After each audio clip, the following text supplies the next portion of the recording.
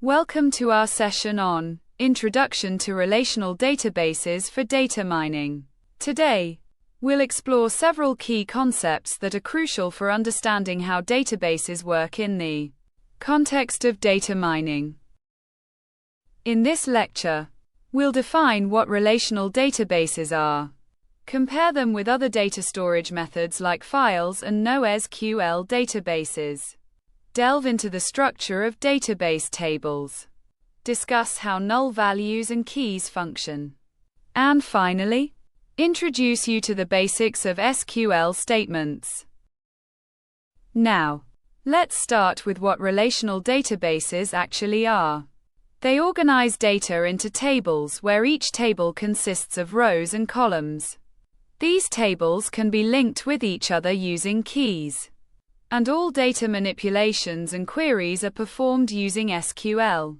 Here, we see a simple SQL command to create a country table, defining its structure with columns for country codes, names, areas, and continents.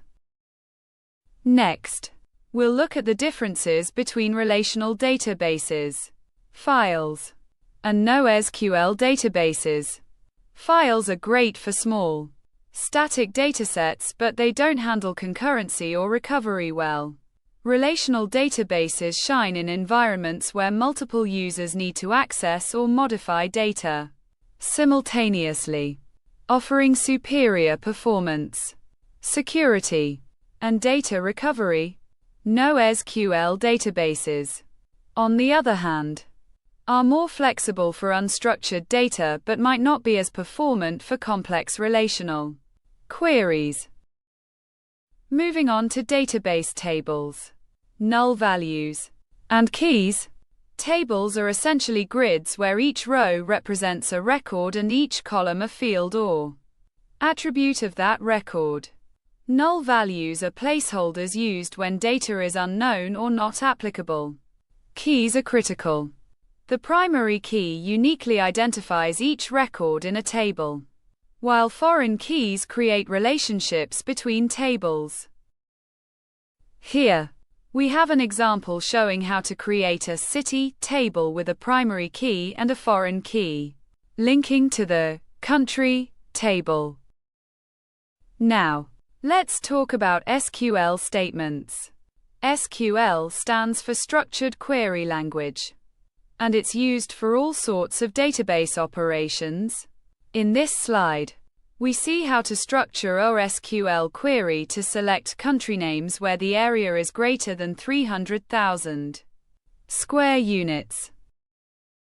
Common SQL errors can trip you up if you're not careful.